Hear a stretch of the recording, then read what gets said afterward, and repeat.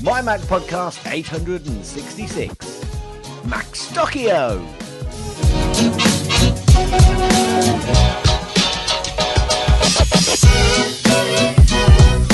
And welcome everyone to the MyMac.com podcast. This is number 866 in a series of so far 866 shows. Welcome. How are you all this evening? Mike Potter, that MacStock Wizard, is getting ready to host another MacStock in Woodstock, Illinois. Like last year, he'll wave his magic wand and make it all virtual. Well, most of it anyway. So yeah. So we have Mike Potter with us today, guys. Do we? We do. Anybody watching the video feed will have already seen that, and also seen the Northamptonshire Ghost Stories book that he just showed me as well. Yeah. Oh, is that Brilliant. someplace that's not the U.S.? Well, it's someplace that's not the US, and it's someplace that I used to live, which I don't live there anymore. So yeah, but they have ghosties. Well, most of Britain has got ghosts apparently. Anyway, what have you been doing this week? Well, I'm sure we'll get on to Mike in a second or two. What have you been doing this week? Well, I was in Pennsylvania last week or 2 weeks ago. And as I was telling you, we did a lot of putt-putting while we were there.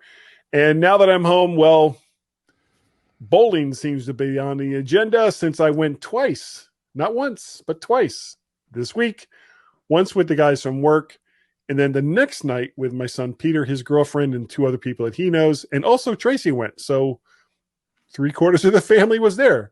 If you don't count like my 5 brothers and sisters. Which we're not. Yeah, and they weren't there. So it was just the immediate family. What about you? I've got to say thanks again to Mr. Gary Apter, for sending me a funny photo, which basically is talking about a busy night at Stonehenge as the workers get ready to move the stone backwards an hour for the end of British summertime. So thank you, Gary. It did make me laugh. But they still have time. See what I did there? Yeah, very good. As British summertime ends on 31st of October. Actually, this week I also got paid a little bit of money for doing a day's work. What? Yes, I'm out of retirement for a day. I also did a 50-mile bike ride, which was really great, actually. And I spent some time on MyMac, as I've been doing a lot of admin for the East Midlands Referee Society. Went down to London on Friday, actually, and I have to say, if you can, then you have to visit my For Pick's Sake pick, which will come later. So it was a pub? No. Oh. No, I'll tell you later. Because I have seen your pick, and I don't think they serve beer there. No, they. So I was very surprised that that's what you picked. No, and without further ado, okay, number one, I'm still on my SM7B. Okay, still there. Thank you. Moving on. And moving on, we want to welcome to the MyMac podcast family of insanity, Mr. Mike Potter. Hello there, Mr. Mike Potter. Hello there, Mr. Guy Searle. And there's Mr. a reason. Gas. Gazmaz. There's a reason why. Gazmaz. GGMZ. Z. Cars. Z. There's a reason why we brought Mike on today. And that's because next week there's a little event going on called MacStock. This is going to be the 6th year for MacStock. Last year, of course, because of COVID, it was virtual. This year, it's still virtual-ish. It's virtual-ish. It's virtual. Yeah. And there will be some actual live human beings there. A limited number of people over in the opera room. Is that right? Opera house? There will be a very, very limited number of people in attendance for virtual MacStock in person. At the stage, sky's the limit. It's a virtual meeting with It's real people. It's a virtual very meeting good. with some folks who've opted, smartly or not, to join us in person for the live recording Yes. of Virtual MacStock. And I'll be there, so of course it was a smart decision. You will be there. Yes, you will be there. Dave Ginsburg will be there. Mike Schmitz will be there. And then a number of folks who've come out year after year to support MacStock are coming out for it as well, both local and a couple actually are coming in for it as well. So it will be a small, intimate group of folks. The vast majority will be attending virtually. And that's kind of the idea. That's kind of the idea, where we are at right now in the world. That's really the best way to gather. But we do have plenty of mitigations in place for the folks who are going to be there. And we'll be able to do it safely and have a blast at the same time. And there'll be lots of social distancing, which oddly enough seems to happen any place I go. So that's a good thing right there. And if you want to find out more information about MacStock, make sure you go to MacStockConferenceandExpo.com. Look up the links to attend virtually. I don't know if you can still get the VIP tickets at this point, or is that pretty much done? I have I've shut down the sale of VIP tickets. Okay. However, there are still a few slots open. I just didn't want there to be some sudden last rush. There's a couple slots open. If anyone wants to attend in person, they can reach out to me, and I'll give them the details of what's involved in that, and we can go from there. But there really are just a couple, almost literally a couple spots open. Right. Right. So I went ahead and shut it down. But if you want to attend virtually, that's open to anyone, completely free. Just come to the site, sign up, and you'll get the information for joining us on Saturday. Yeah, I'm actually besides the fact that it's MacStock, I'm looking forward to it because I've actually never been in the Opera House. Guy. Oh, yeah. Really? Oh, Gaz is here. Hi, Gaz. Yeah. Are we not going to be talking about this in the next section? Yes. Strike all that. We are. That's right. So snippets. Rewind. Yeah, let's hear about the snippets. Sorry to interrupt your lovely little conversation, but we'll be having it again in a little while. I know. We see. This is what it was like in my head. Yeah.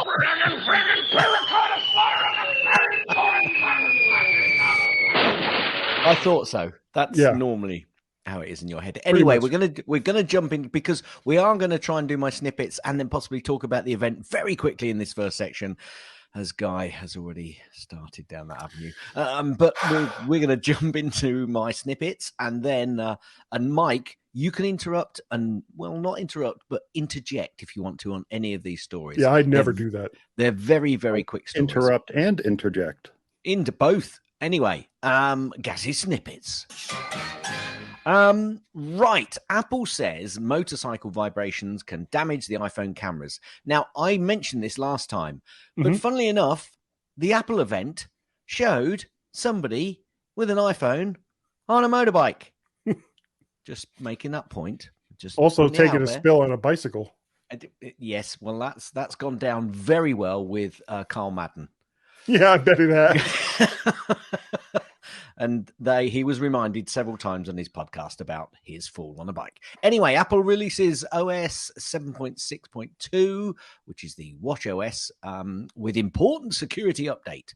Apple has released the Mac OS 11.6 to the public with important security updates.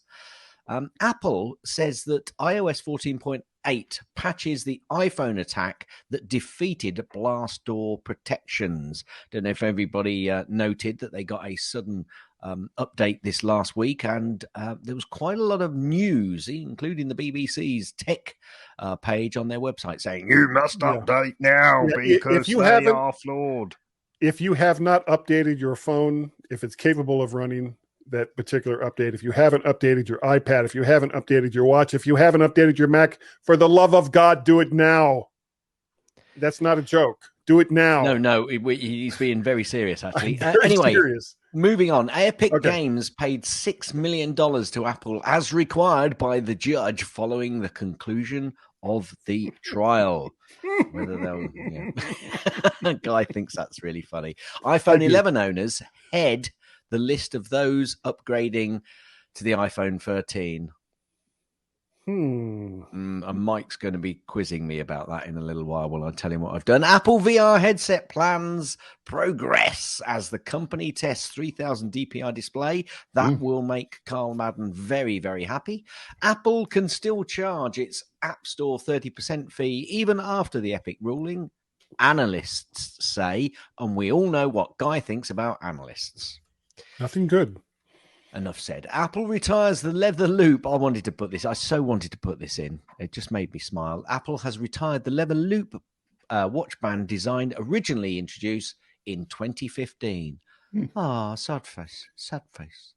Apple Care Plus now covers cracked back glass on the iPhone 12 and iPhone 13 models for a reduced $29 fee. And I think that's the cost if you've got Apple Care that you pay to repair the glass. I think that's right. Apple accused of false marketing and fraud over the M1 MacBook display issues. Oh, I thought it was going to be about everything else they do. Ooh. Oh, go on, Mike. You're shaking your head. Oh, no, I'm still reflecting on the after paying for Apple Care Plus, you only have to pay an additional $29 fee. The crackback glass. Yes, crackback glass. Yes. Our M1 MacBook Air display is just fine here in this household. Now, is this only for pros? Okay, so Apple is facing a new class action lawsuit in the United States that accuses it of false or deceptive marketing for the M1 powered MacBook Pro and MacBook Air, fraudulent business practices, misconduct in customer support, and violation of consumer law. The lawsuit filed this week in the Northern District of California represents Apple customers across the United States who have faced hardware defects in their M1 MacBook Pro and MacBook Air. Oh, I thought it was going to be a Bluetooth lawsuit. No. Should have been.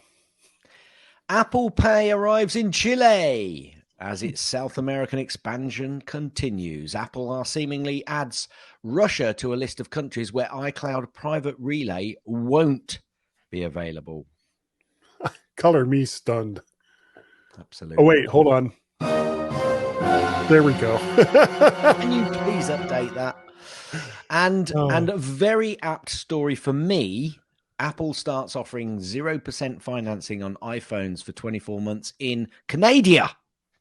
Well done, Canada. And my story will relate to that here in the UK as well. So that, my friends, is the end of Gaz's Snippets.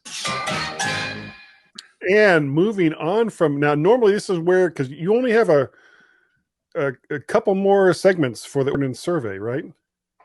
Well, I've missed out on the ordnance survey because we've got Mike on, and we can catch up on that next week. And also, I've not done any Gaz's link. There is one there, but that's because of the ordnance survey. But I normally have a few more Gaz's links as well, but we'll miss out on those. So okay, well, real quick, because everyone has already talked about it. Let's talk about the Apple event that happened on Tuesday. Tuesday. It was on Tuesday. And I must say that I did a reaction time, which Mike usually does a reaction time where we all voice what we think we know is happening live as the event occurs. And we're all madly watching the event as it happens. And Mike always tries to get a little bit out of us before that happens so we can show just how much we don't know prior to then the announcements coming out. But that was a great show with Chuck and with Dave Ginsburg, Eric, yourself, and myself. And good fun it was. Did everybody enjoy it? Or was it Dave's panic attack that the Macs might not be released was one of the better. Yeah, the Macs of the episode. The iPhone Macs. Yeah, we went into stupid mode because they did the phone, the iPhone 13, and for some reason we had all of us seemed to have a mental block that wasn't the end of the phone. The iPhone Pro would then come on, and we all kind of just missed that. But I think that's because now they've got into a sequence with having an iPhone and an iPhone Pro. Mhm. Whereas, perhaps a couple of years ago, it was all one band with the iPhone, and then they Right. talk about the different versions. And when we said there's no Macs, it's the iPhone. It's just the Dave Ginsburg absolutely went into meltdown until we went, oh, it's the iPhone Pro now. I'll have the Macs. Yeah, because Apple was not going to release an iPhone Pro. Never. Yeah, No, never. You'd think they like making money or something. So can I ask a quick question of Mike, because obviously Sure. he has to set all that up, and he's the host, and he's obviously trying to keep the flow going. With the sorry, I'm boring you Wait a guy. minute. Have you listened to the show? Yes. His show or our show? I get the flow going in post when we edit. That's when I work on. Yes, the flow. but I can. You're also concentrating on the questions, and you often come up with a question for each of us in the show about things as well. Yes, true. And so obviously your time to take in what's going on with the event itself is obviously therefore a little bit restricted. So have you had any secondary thoughts since Tuesday about what's been released? Well, primary thought is that about a month and a half prior to this release, which we knew was coming, we knew the iPhone 13 was coming. We purchased an iPhone 12 for my daughter. Mm-hmm. Why? I do not regret that. Was there a reason why? I don't regret it. Very often when new hardware comes out, you're like, oh gosh, why didn't we wait that month? Why didn't we wait a month and a half? Her 6S Plus was in desperate shape. We had to replace it. Well, I guess we didn't have to. We could have dealt with it for another month and a half. But I debated long and hard. Should we wait? Should we go ahead and get that iPhone 12? We got the iPhone 12. In retrospect, I don't regret it. So there wasn't that much new about the iPhone 13 that made me say, No, honestly, the big thing was the cameras and some of the stuff that was included with like making movies and stuff like that with the cameras. Yeah. But if you already own an iPhone 13 and you're not a professional photographer, I would kind of say, why would you upgrade? Mm-hmm. Why would you get a 13? Well, But of course, it's other people's money, so they can do absolutely. And obviously, I think one of the stories, the snippets I said, was that the majority of the iPhone 11 owners head the list of those upgrading to iPhone 13. Now, partially, I think that's also because a lot of those people are on a 2-year cycle anyway. Yeah. Duh. Yeah. So, you brought up a very, very good point at the end of our episode there, Kaz, when you said, actually, you brought up that you were doing an active comparison between models. Yes. At the end, using Apple's own tools on their site. Yeah. And that was great to bring up because I think that's very, very important for anyone who's looking at a new device that Apple is releasing and say, how important are these changes? How important are these updates to me as the user versus what I already have? And because you can go all the way back, one of you looked it up. I think you can go all the way back to the iPhone SE. The original SE, yes. The original SE. Yeah. So if you can plug in the phone you have, and you can plug in the new phone that was just announced, and maybe the prior generation, and a comparison point, yeah. Yeah, exactly. So you have your phone, you have in this case the 12, and you have the 13, and you can run down that list and see exactly what's different about all the models. You can have I was going to say you can have an intelligent decision, and I realized that was not proper English. So I was trying to form proper English on the fly, and it just was not working. Welcome to the MyMac.com podcast. You would think it wasn't my native language. Anyway, you can have an informed decision, a better informed decision of whether that upgrade is worth it to you. And I think that was a very, very important point to bring up, not only for the iPhone, but for the Apple Watch and for any other new devices that Apple is introducing this year. You can always go through those comparisons, and Apple is very open about what the differences are. Yeah. So we've got the iPhone 12 mini, we've got the iPhone 13 mini, the iPhone 13, we've got the iPhone 13 Pro, and the iPhone 13 Pro Max. So there's 4 phones, 3 different sizes. The 2 Pro models obviously have the 3 lens camera, whereas the Mini and the regular iPhone only have a 2 lens camera. And there are certain things that go along with that you can do with the Pro that you can't do with the regular one. Various amounts of storage that's available. They all have Wi-Fi 6 built in, I believe. Yeah. Mm-hmm. And of course, they have LTE, not LTE. Well, as you said at the start, most people have already spoken about all of the tech specs and everything. Yeah, so that's why I'm just kind of like going through that real quick. So other than that, they also go ahead. I was going to say, so what hit you, Guy, about the show? Oh, in fact, let me go back to Mike, because he did his normal stuff of deflecting the question. Because I asked him if he had any other thoughts about the event.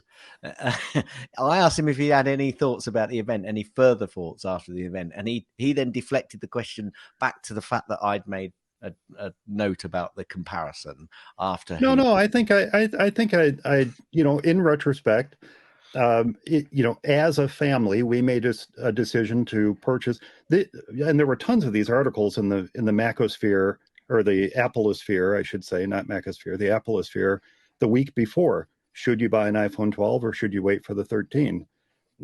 Almost always the answer is, well, wait for the new one if it's that close. Yeah.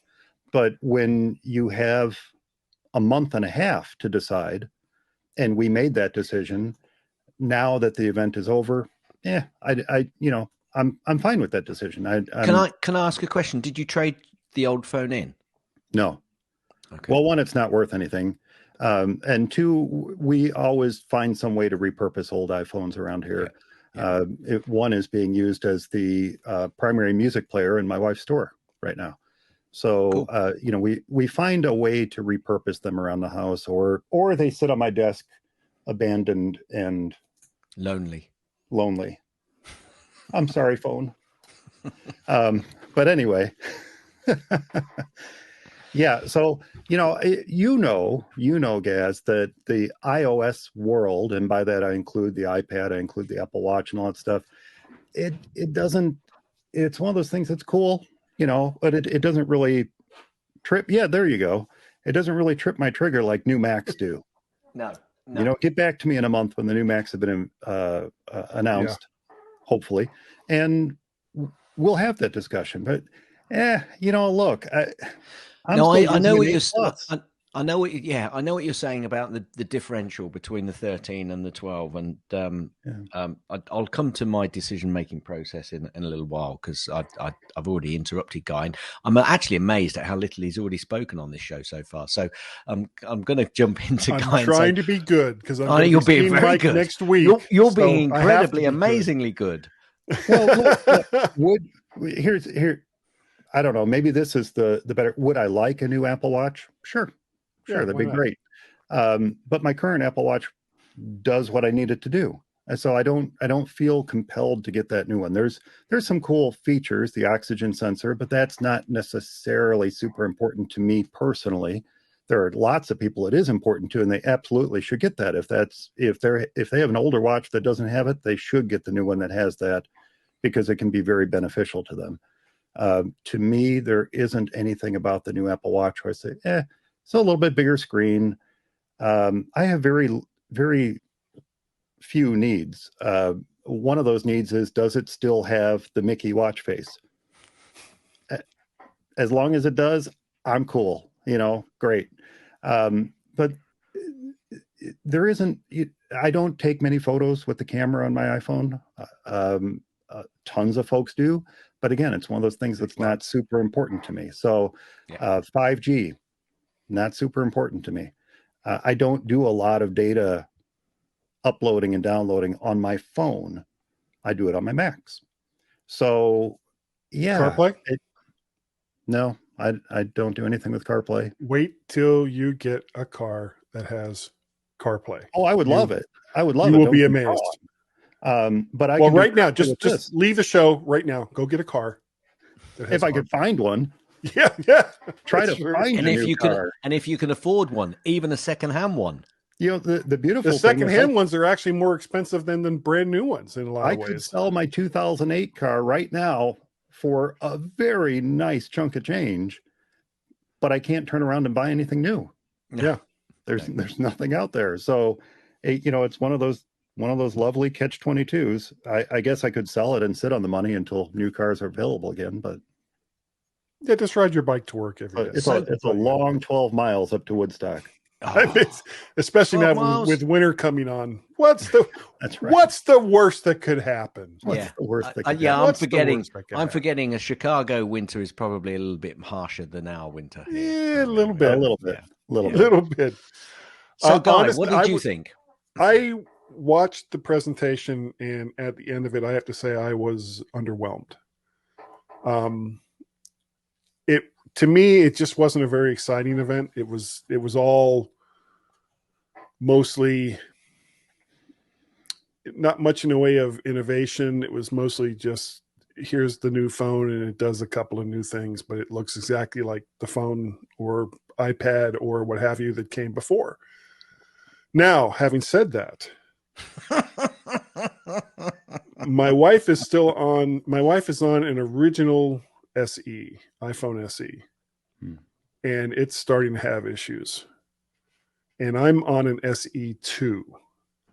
So, and she likes the small form factor. So to me, it was like, well, do I get perfect a iPhone 13 mini, or do I get the regular sized iPhone? Hang a minute. Can I give just her jump my in there? SE2? Sure. Do you get an iPhone 13 mini and give it to her? Mm-hmm. Or do you get yourself an iPhone and give her your SE? I wonder which way this was going to go. I'm going to have an iPhone 13, and she's going to have an iPhone SE2. Because honestly, all of the extra stuff that iPhones do, she just doesn't care. No. It's mostly, it's a phone that lets her play Bejeweled. It's a phone that lets her do lots and lots and lots of voice texting, lots and lots of voice texting. Taking pictures. I can't even get her to. I sent her an invitation to join my iCloud account because I've got the 2 terabyte iCloud account. Yeah, can't get her to push the button for it.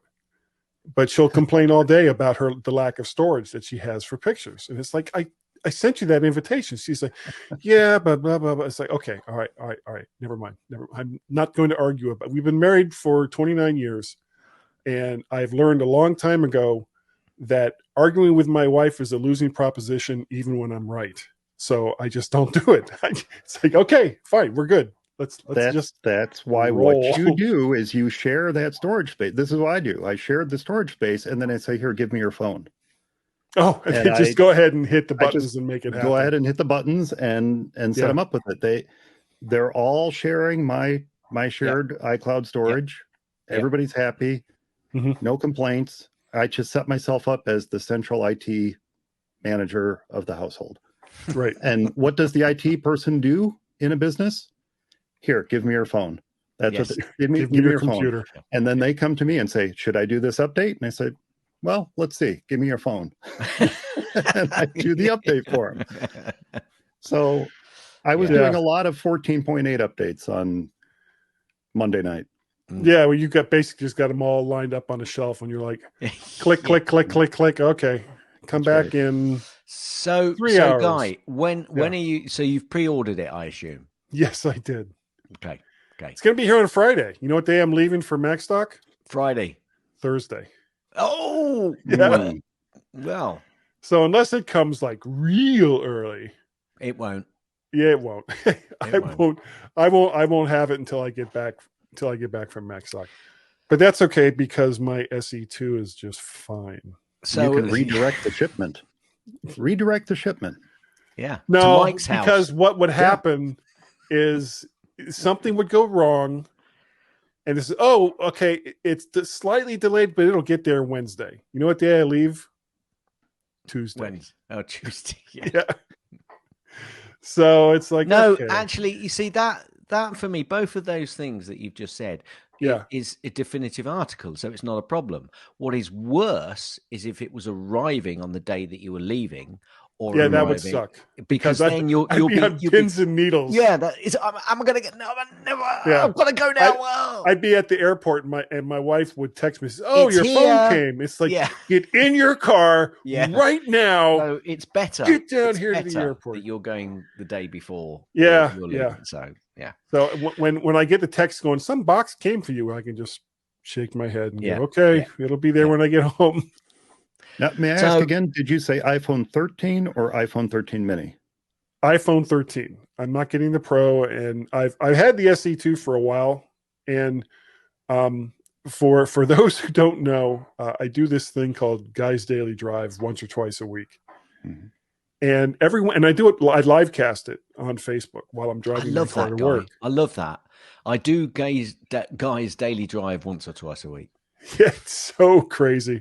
And the fact that I'm actually driving my car doing a live cast on my way to work fills me with awe, wonder, and just a little bit of fear. There's a little bit of fear there as well. However, as I always say in Guys Daily Drive, driving is job one. So, but with the SE, it's up by my rear view mirror. I can see when people make comments and stuff, but the screen is so small I can't really read it. And frankly, that's not necessarily a bad thing, because if I'm driving my car down the road and I go, let me see what that person just said. Oh no! So I don't know. Yeah, and it's not going to change. That part of it is still not going to change. I can see when comments come in. And once I'm safely at work, then I can tell everybody, thank you all so very much, and blah, blah, blah, go on from there. That's not going to change. Driving is the most important part of going wherever it is that you're going to in your car. Do the drive. Don't let yourself get distracted. So, of course, my life and my brain being a constant distraction. And again, I've told Gaz this before, I think my brain is trying to kill me. So these decisions that I make sometimes come back to bite me in the ass. Are either one of you two buying anything? Uh-oh. No. So not from this selection. Not from this event. So Mike will remember that the heartache and the process that I was going to be going through in making a decision as to whether I was going to buy a phone or not. And as you well know, Guy, and I think, Mike, you know as well, when I've bought a phone, my phone then goes down a step, and that phone goes down a step, and that phone goes down a step. So there's quite a convoluted down use of the phones. Yeah. And somewhere in Gaz's family, someone's using a 3GS. No. That's now gone. Don't worry. It's not that big. It's not that big. Okay. And basically, there are a couple of things. I looked at the comparison and I thought, okay, this comparison actually tells me there is no need to change. But actually, that then gives me quite a good reason to change for the family moving forward, because it means in a couple of years' time, we will all be on very similar phones. So then my decision in a few years' time will be, nobody needs to upgrade. We can let this run now for a lot longer, because we're getting to a point where they're very small and incremental. And if I hadn't gone this year, then I would have had a down the line, somebody going, Gary, can you help me with this phone? Because it's, I'm getting problems with it, because they are getting rather old down the line, Guy, I must admit. Yeah. A little bit like the 6S situation. I think we've got somebody who's the one before. It's not the 6S, it might be the 6. Mm-hmm. So because I do jump between daughters as well. So I thought, I'm going to go this year. I might go next year, but then in 3, 4, 5, 6 years' time, there will be no purchases of iPhones. Now, that's one reason. That wasn't the main reason. The two main reasons were, yes, there was a slight improvement in camera on the optical zoom. Everybody keeps saying it's 6 times zoom. It's not 6 times zoom. It was with 3. The Pro. It was with the Pro. Yeah, it was a 3, because it's the iPhone Pro that I'm getting. Okay. and I was umming and ahhing quite a lot because actually I've got the 11, which has got the 5.8 size, whereas the Pro's got the 6.1. So I was really wondering whether I'd go down that avenue. But the 3 times optical swung it for me, along with the low light creativity that could be there, because I'm starting to take a lot of nighttime pictures, and I want to try it with stars as well. But the biggest, will they let you get close enough to their windows? Absolutely, they will. Okay, good. But it's me, Guy. It's me. It's just gas. Yeah. No, don't draw the curtains. It's just gas. Yeah. No, don't worry about putting your clothes on. The biggest win for me was the Canada option that has been in the UK for some time. Now, you all know that I'm currently struggling for full-time continuous employment. So the situation of putting that down on the interest-free 24 months financing may have interrupted whether I could actually get it. So I tested that out to see whether I could still get 24 months interest-free. And I could. So that, along with the others, meant, okay, I'm going for it. I'm going to go for it because, I could actually buy it outright, if I'm honest. Sure. But if I can spread it over the 24 months, hey, it's money in my bank and earning me interest. So that's where I went. So, and like you said, it is interest free. It's an interest free loan. So yeah, whether absolutely. you pay for it all now or you pay for it across 24 months doesn't really matter. No. So I kind of decided, I'm going to go for it. Also, the increased battery life. There was a few things, but to be honest with you, if you are an iPhone 11 or a 12, it really is quite a difficult decision if it's just for you as to whether you jump. I really, but I'd got quite a number of other things that were sitting there saying, go on, you can do it, go on. Plus, that little devil on your shoulder. The little devil on my shoulder. But actually, I've got a longer term plan with it as well, because people down the line they will benefit further down the line more at this point in time. Okay, so nothing for you this time around, Mike? Well, can I just, before Mike answers that question, this little beauty on my wrist is causing me problems. Interestingly enough, a few weeks ago, 3 or 4 weeks ago, I think it failed on me when I was doing a cycle, and the battery suddenly dropped. So I'd had it on charge overnight, full charge, no problem. Put it on, went out on the road, and halfway through, it died on me, completely died. Okay, perhaps I deem that to be a bit of a one-off and left it. Well, it did it again on Monday. And so I'm thinking, hang on a minute, is there a problem with this watch? Now, if there is, and today actually, when I was refereeing, it suddenly said at the end of the game, I've only got 10% battery life left. And I thought, there is definitely something wrong with this watch. Now, I do not want to sell it privately and give that problem to someone else. But if Apple, who asked the questions about, does it look okay? Is it still working fine? Yeah, it's working fine as long as you don't do any sports.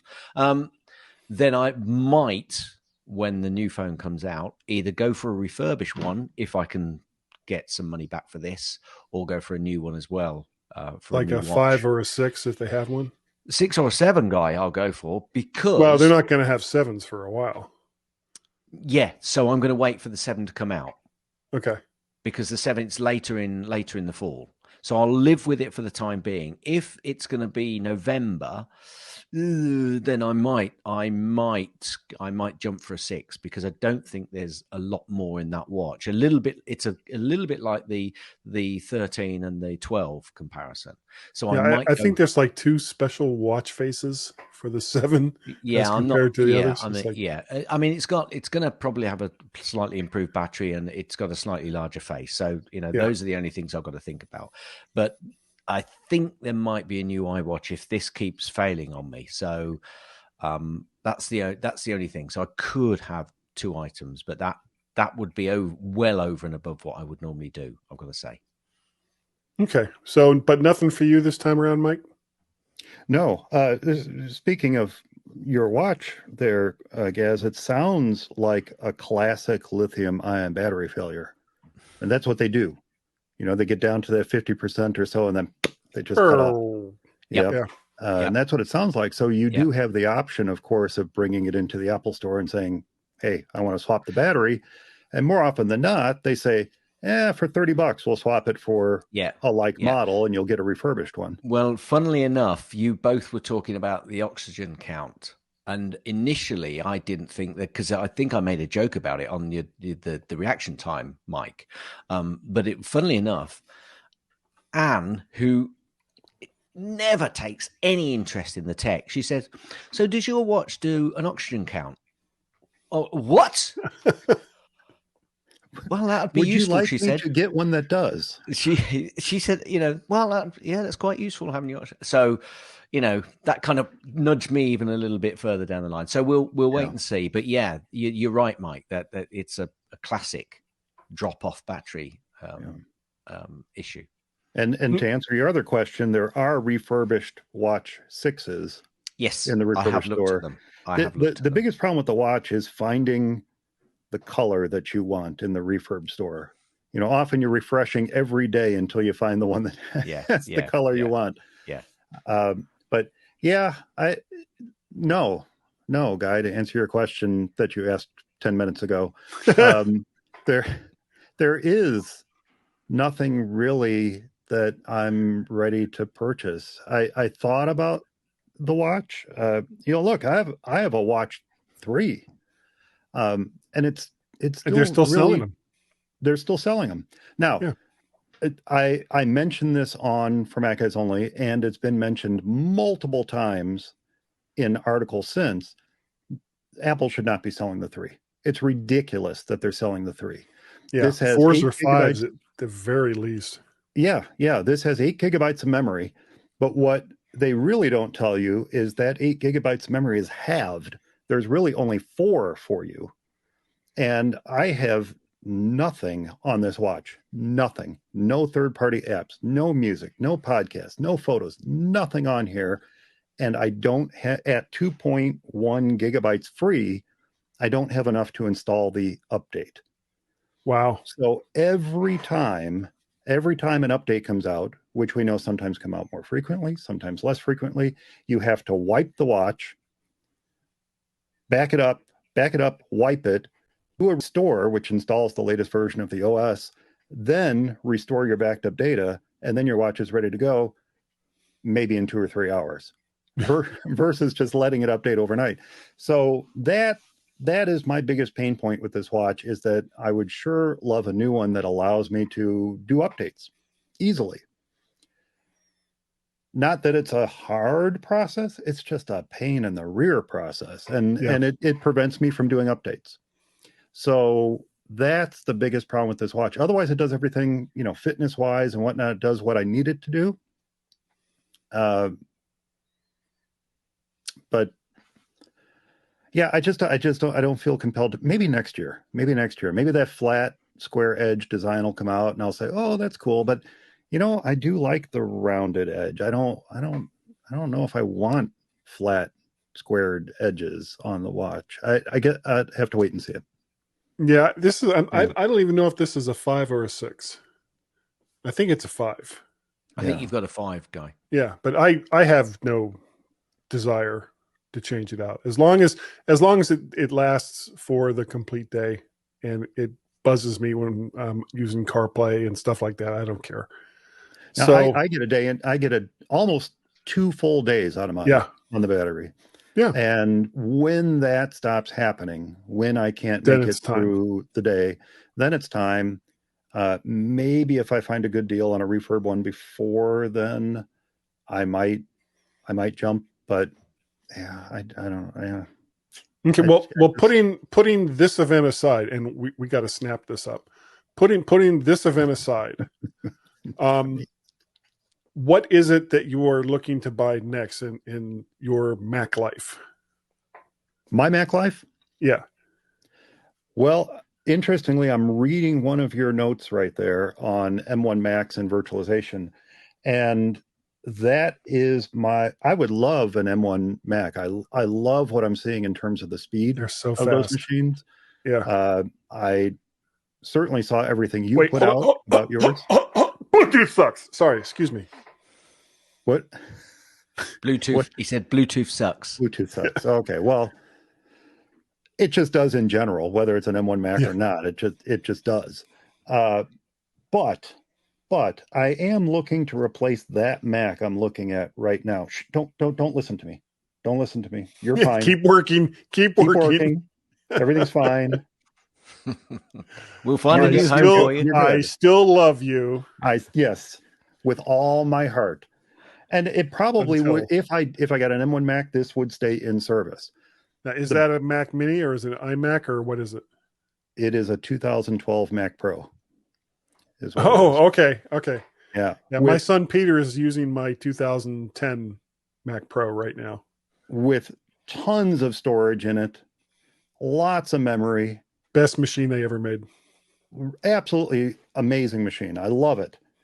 Now, what I said to another friend of mine yesterday, Eric, Gaz, you know Eric.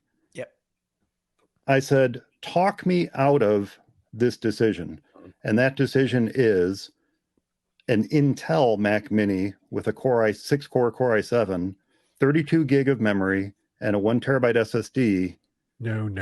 Combined with a Thunderbolt 3 external box to replace this Mac Pro with possibly an M1 Mac Mini as a secondary supplementary machine later down the road, or an M1X or an M2.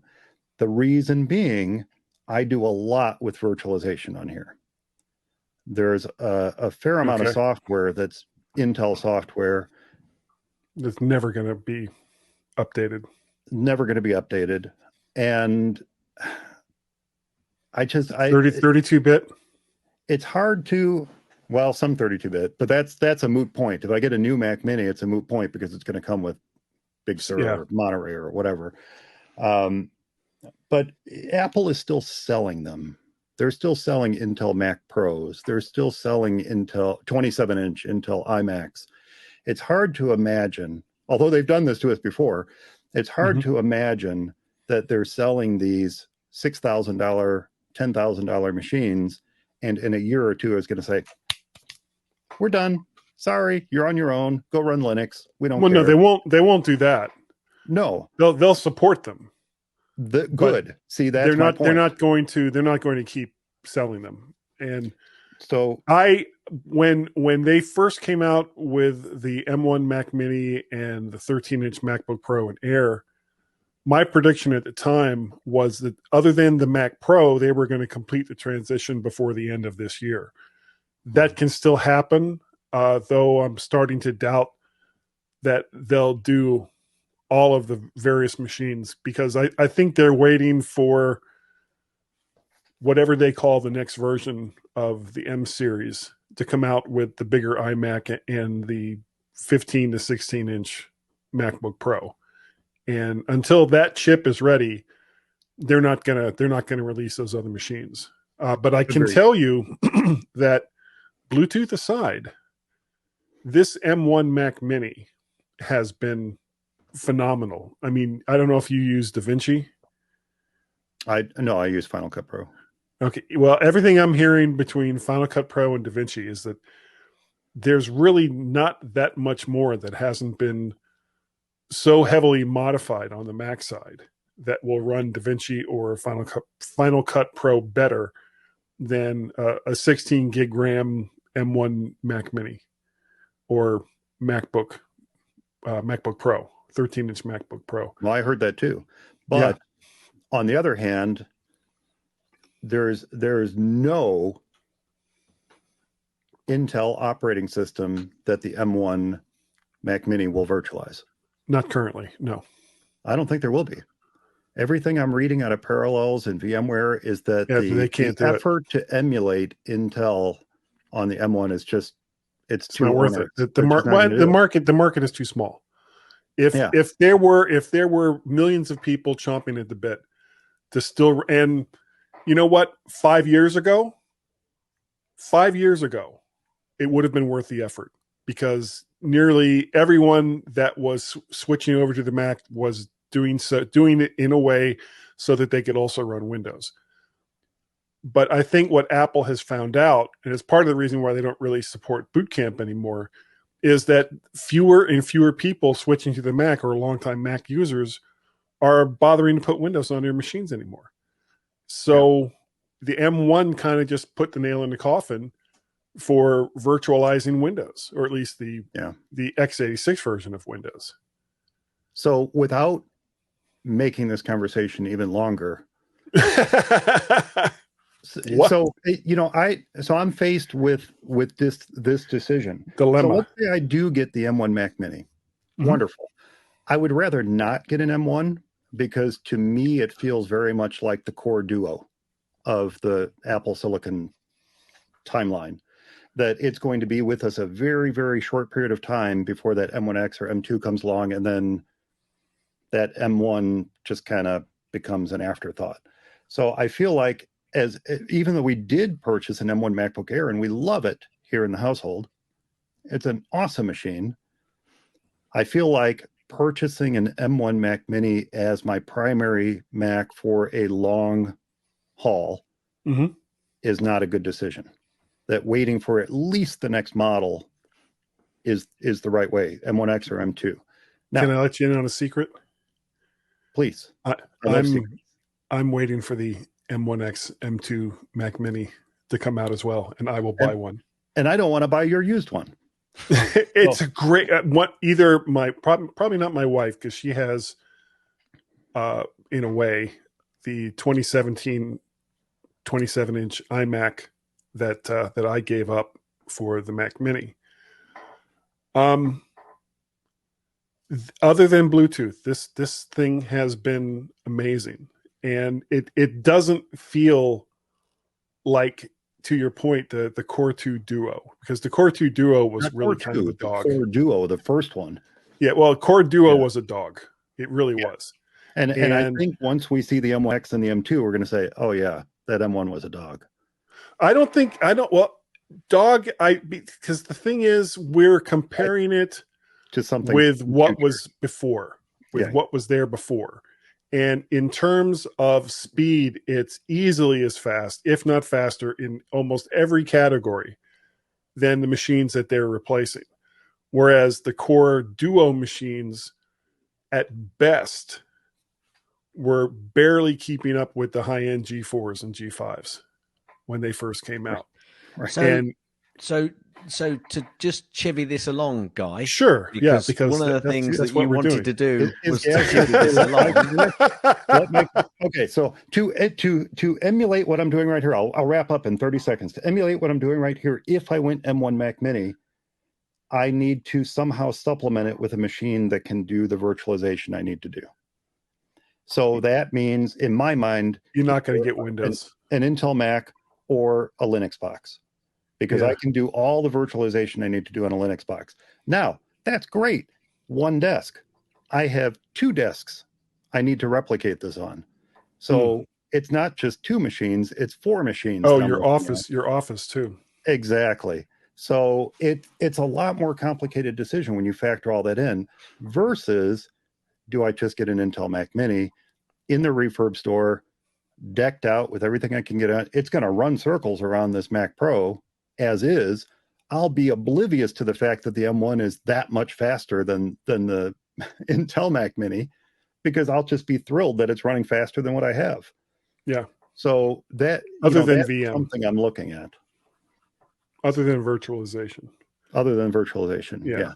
That's the only part of it that isn't going to help you. Remember how well Intel Windows was virtualized or emulated? It was emulated, not virtualized. Emulated on PowerPC Macs. Remember that when you could run Windows on your PowerPC Mac? It was emulation. Not well. Exactly. And they're saying that emulating Intel parallels in VMware are saying emulating Intel and running Windows on an M1 would Mac be the equivalent. Is worse. It's just horrible. So until these Apple silicon processors get so fast that emulating Intel can be done smoothly and effectively. And without costing $1 million. Yeah. So done. I'm done. Okay. Gaz, anything else before we get out of here for this break? I think I'm going to get us out so we're ready for the big MacStock discussion. Yeah, so stand by to M1 to stand by to Duo, and we'll be right back.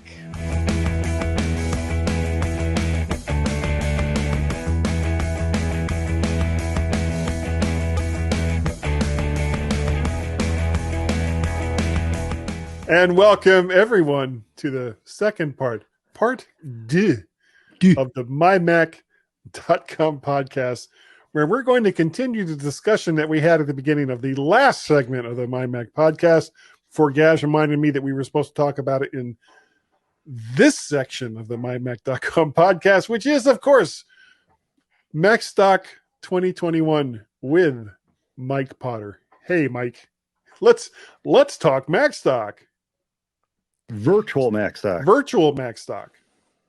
Virtual MacStock. And I make that distinction because I don't want anyone to be confused with MacStock proper. There's a big difference between the two. Which hopefully will be next year.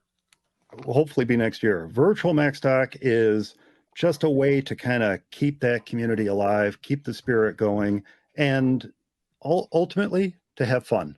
It's just about having fun. Not that MacStock isn't about having fun, but Virtual MacStock it's just a day of getting together and having a blast, seeing each other again.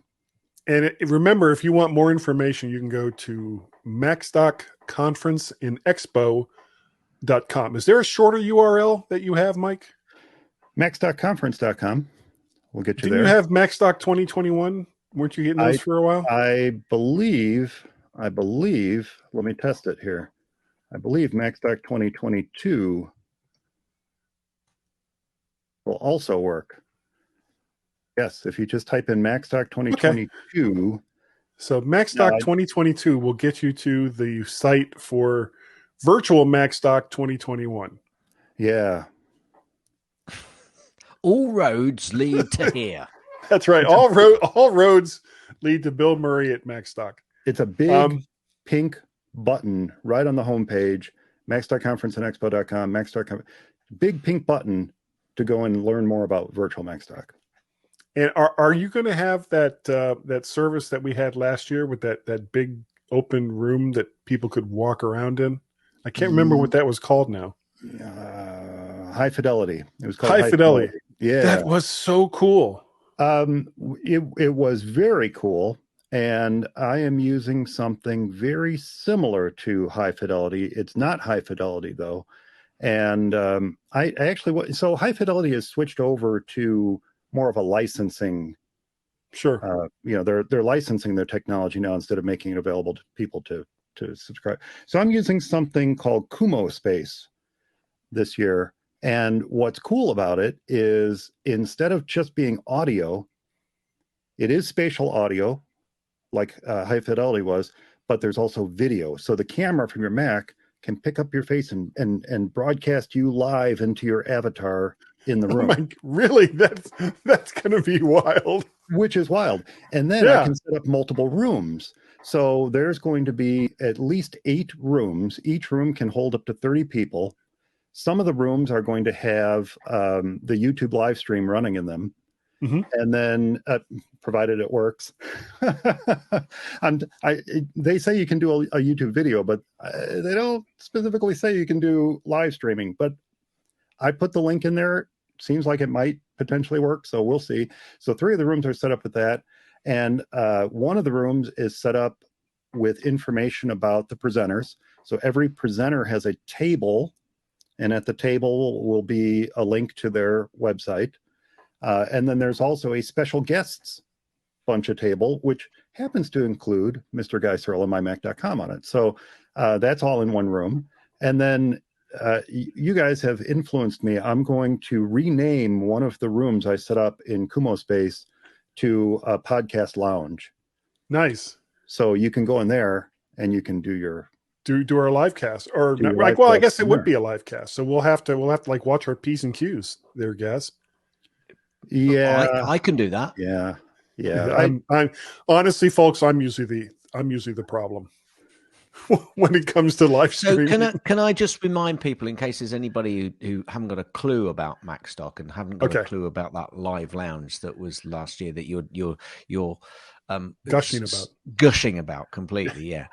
So what happened was you got into and so you obviously sitting in front of your Mac or your PC or whatever it was, and you got into this arena, as it were, and you had like a little avatar which you could move around and interact with other avatars or get closer to other avatars.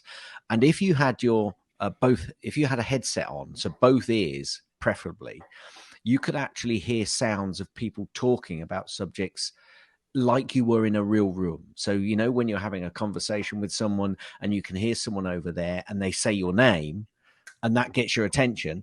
This was exactly the same, and it was absolutely cool. And then you could move your avatar over towards those, and the sound and their speaking would increase, and the people that you left you could hear them going, well, where the hell is he going?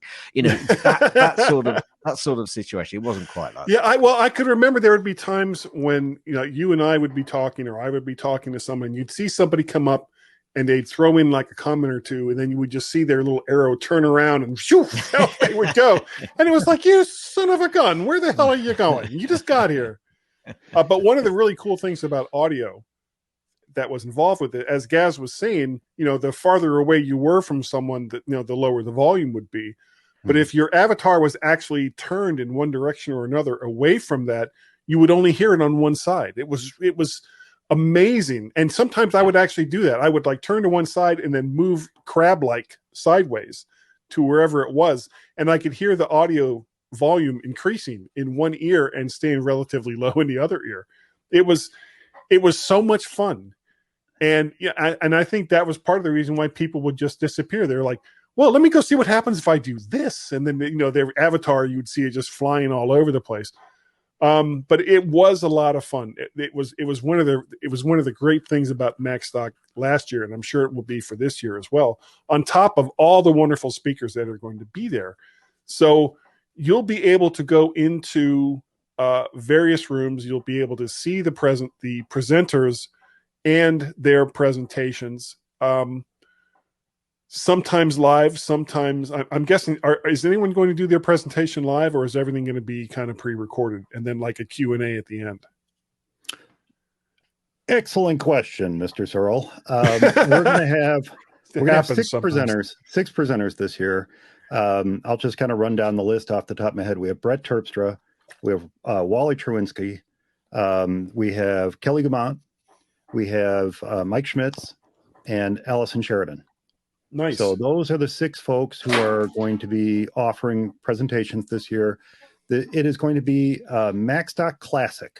In other words, if you remember back to the very first MacStock, I put a rule in place. You have 20 minutes to present. And that's what each presenter has been given this year, is 20 minutes to present. All will be pre-recorded with the exception of one. Mike Schmitz is going to be there presenting live.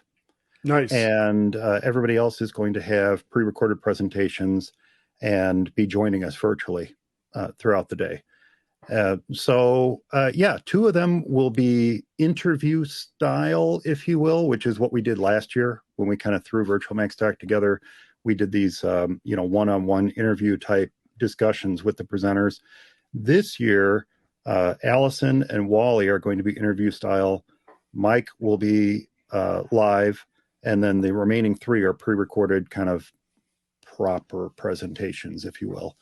So a lot of fun topics.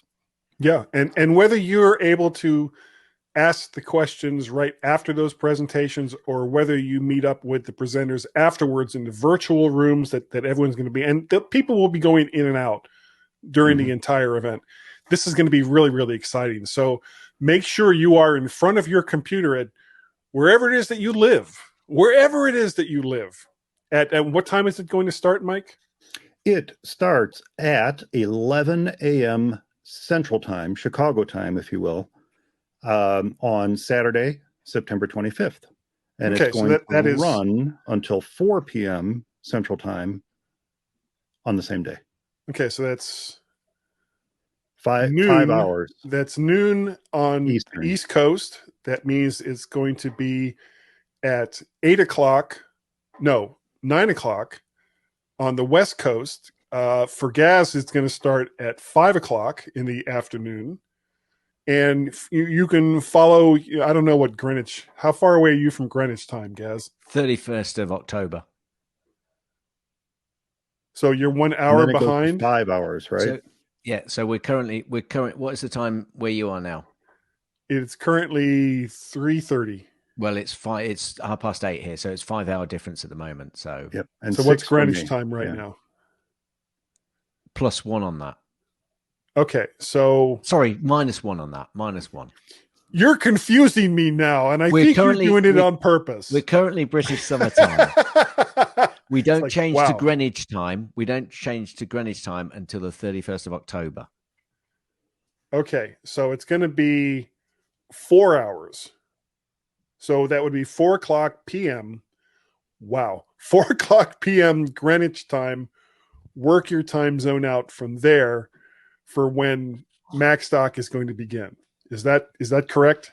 Just folks, just listen to what Mike said and go with Central Time and then work your own calculations out. I'm so confused. So, but you don't want to miss this, and it's going to be a whole lot of fun.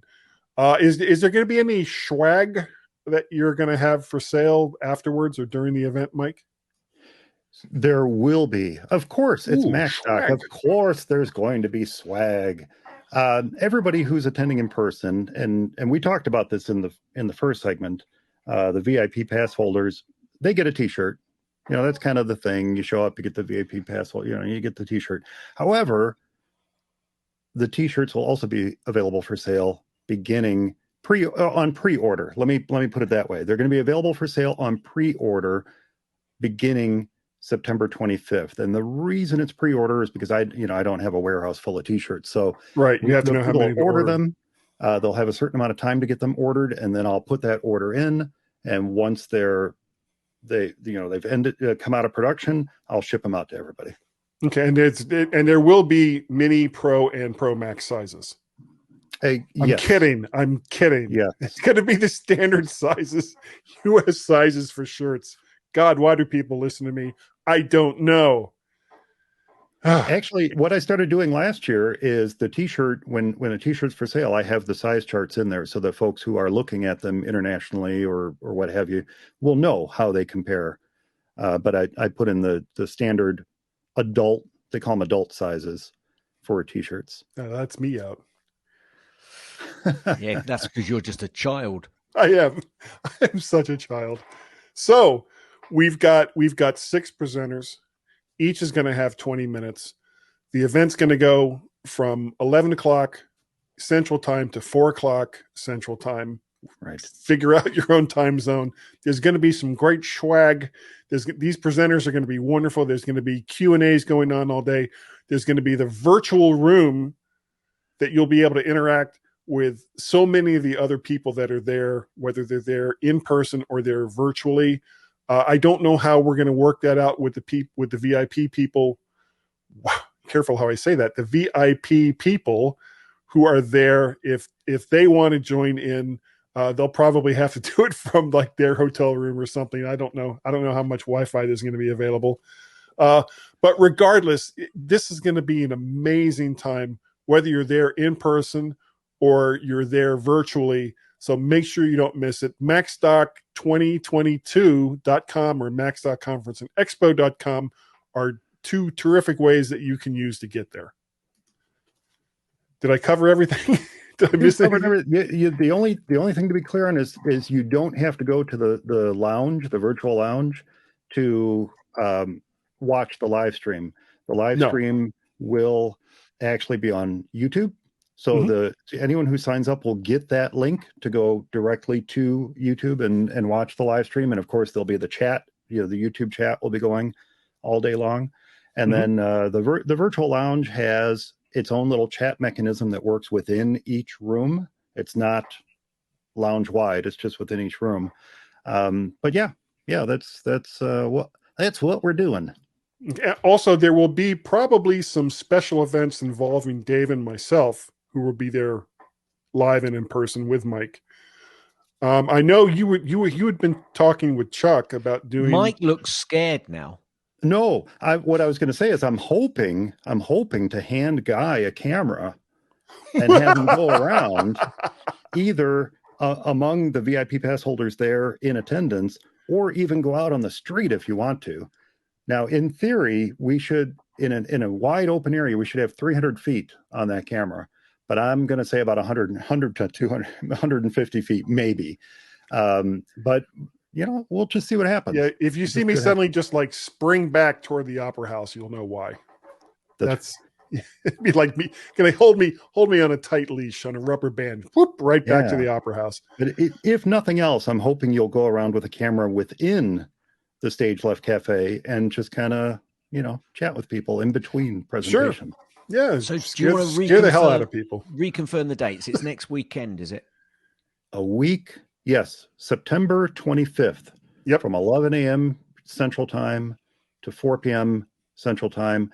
And for the Q&A, what I'm doing this year is, last year we did kind of Q&A at the end of every presentation. This year I'm going to ask folks to kind of hold their main questions until the final hour. And then my hope is that all the presenters will be able to join us on the live stream that final hour and get questions asked and answered at that time. But anyone is welcome to hang out in that lounge all day long. Like I said, there's going to be a room that I'll encourage presenters to go into. And, if people want to ask a question and they're in there, they can ask a question. That's all live and kind of spur of the moment. But the final hour of the day is reserved for Q&A for anyone who's been to MacStock, overage. We always run late. We always run over. So we'll have a little overage time and some Q&A time at the end of the day. And cool. Dave and I will be there in person. If you have any questions or any problems, hopefully we'll be able to take care of any issues that come up during the live stream. But I'm really looking forward to this. I'm going to be there a day early. I'm going to be there on the 24th. I'm actually flying up on the 23rd, but I'm going to be there all day on the 24th in the Woodstock area. I'll be there Sunday and Monday if anybody's in the area that wants to hang out and do crazy stuff with a 6'6" bald old guy from Florida, originally from Florida. Yeah, nod your head. Very good. But that's going to be MacStock in a nutshell. This is going to be a great time, and I think everyone who attends and everyone who's there, whether they're there in person or they're virtually, is going to have a wonderful time. And let's cross all of our digits. Pinkies. That everything is going to be good to go for next year, so that we can all do this again in person. Because as great as all this is, nothing beats doing the face-to-face. I am super excited for the next in-person MacStock, because when it can finally happen, when I can finally make it official, it's going to be 3 days of presentations, our largest lineup of presenters ever, and maybe a couple other surprises in store that I'm trying to line up. So, okay, anything else that you want to throw in about MacStock, Mike? No, I think we just about covered it. It's going to be a fun time. Anyone who would like to attend virtually, it's completely free to sign up. By the way, also virtualmacstock.com works as well. So, yep. And you know what we're doing right now, Mike? We're nodding our heads. Hit it.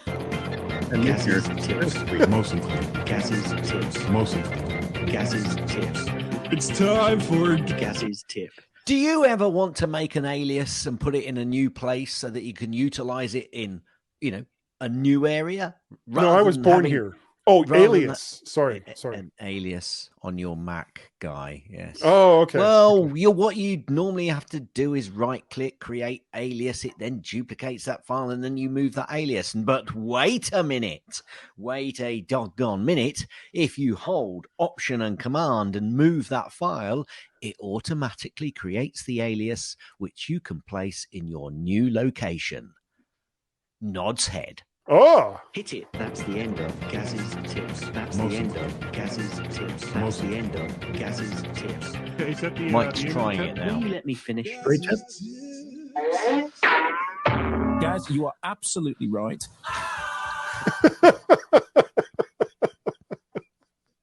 Okay. Okay, now, Guy, do you have a pick for pick's sake? I do have a pick, and I shared this with Gaz and Mike earlier. Mike, as you can tell, is a great big Batman fan. It is a homemade intro to the 1966 Batman TV show, and it is so brilliant. I challenge anybody who watched this to identify the original from the homemade one. Oh yeah, it was that good. It's so spot on. It's so good. Can I point out that I had no idea that was going to be your pick when I picked this shirt to wear today? I think your shirt made it the pick. It did. It spurred me on. It made me think of it. So I've got a for pick's sake pick this week as well, which is quite unusual for me, to be perfectly honest with you. Well, on Friday I went down to Londinium. I love going down there. It's not in Canada, is it? No, it's nowhere near Canadian, and I love, if ever you come to the UK, folks, if you want to pay for me to come down to London and walk you around the city rather than using the damn underground, let me know, because you'll do a visit which you just won't believe. But if you are and you don't want me to come, one of the places you must visit is the British Museum.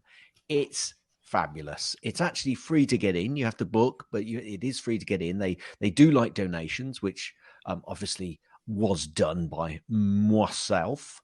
And actually, it's just a great place. You do have to pay for some of the bigger the presentations, the exhibits, which are not permanently there, because they obviously travel around the world. But actually, it's just a fabulous. It's a great building as well. It's beautiful inside, and when you go inside, it's completely modernized. Fabulous, absolutely fabulous, and the exhibits are great. Anybody in the UK, get down there, go and have a look at Sutton Hoo exhibits, the British exhibit section as well. Fantastic, absolutely fantastic. So that's my pick. A little bit of concentrate in the UK. That's actually one of the premier museums in the world. And no, I'm not kidding. This is like one of the greatest museums that you can go to in the world. It is a wonderful place, and there is so much in there. You will not be able to do. I mean, I flew through there really quickly, and I needed another 3 weeks. Yeah. It's like King Arthur. Hey, okay, been there, seen it, done that. Who? King Arthur, that guy. That real guy that actually existed. The real guy that actually existed. Yeah. Yeah, like Robin Hood. Yeah. Oh, him too. There's a whole wing dedicated to Robin Hood and his merry men. Boy, were they merry. So, if you would like to leave feedback for the show, it's so easy to do so. You can just do it in all the various ways that we'll talk about later. And if you do leave feedback for the show, let us know about it so that I can send you a Woo T. And if you don't know what a Woo T is, I'm going to tell you what it is right now. It's a big W, big O, big T, little I, little E. That spells Woody. That's what it is. So don't miss out. As a matter of fact, did I send you a Woody the last time you were on the show, Mike?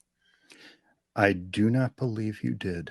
I'm stunned, amazed, and completely disgusted with myself. Watch out for your inbox, Mike, because you are going to get a Wooty, and you're going to be so proud.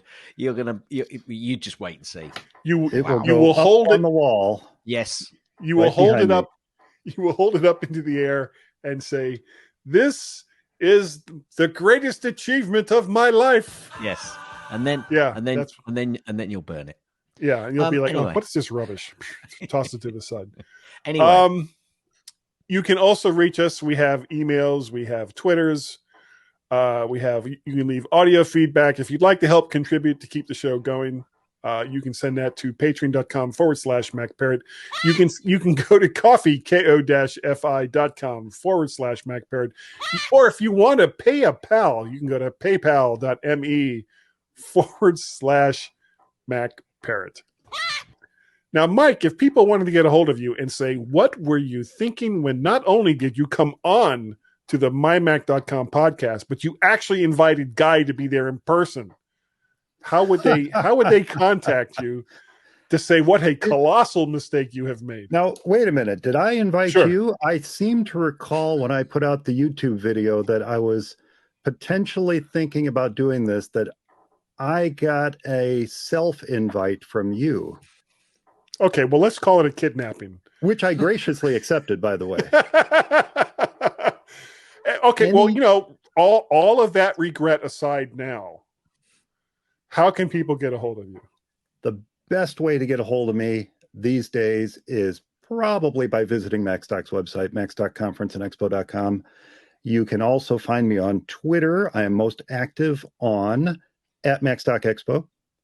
And you can email me, Mike@MacStockConferenceandExpo.com or Mike@formacisonly.com. Okay, Those make are sure probably you the best put all ways to that get a hold of me. in the show notes so I don't forget to put those in. Please note that there is no means by which you can contact me via Facebook. What about if you AOL? Find me on Facebook.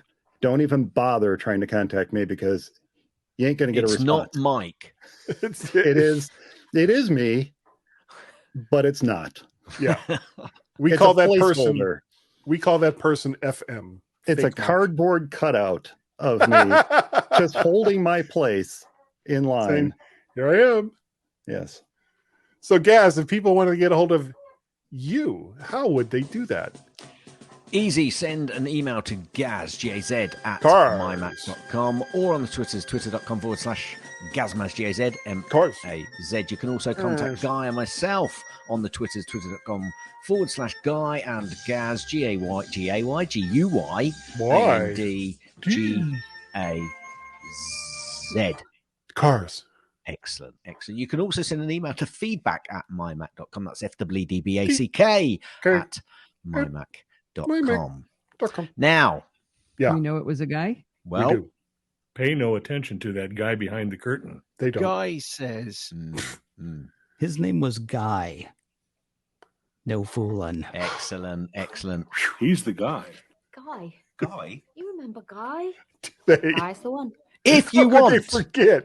An email from Guy. how would they do it? All you'd have to do, send that email to podcast@vertshark.com. I have not one, but two accounts over there on the Twitters. It is Macparrot. Oh, that's the wrong Oh. one. There we go. And VertShark. That's it. And that's all we can play of that one.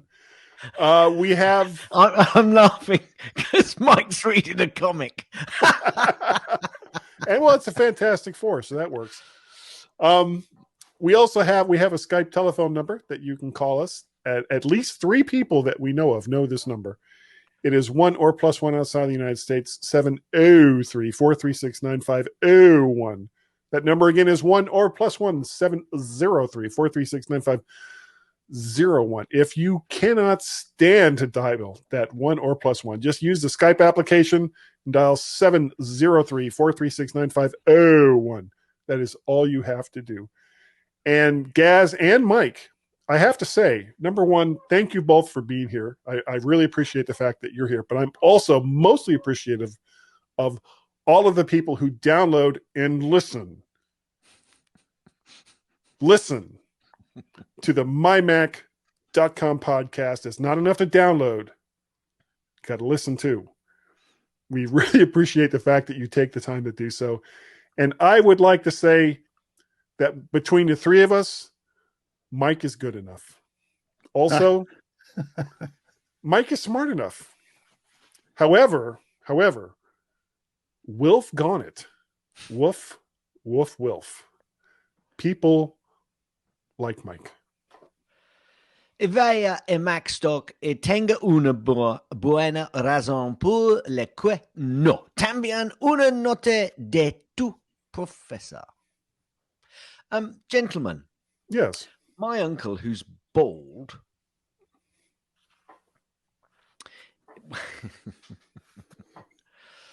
well, he Know asked it me well. to go down to the shop and buy his wig And I said, okay, how much is it? £1.50, he said. I said, well, that's not very much. If I could get this joke right, it'd be great. That's not much of a price to pay. And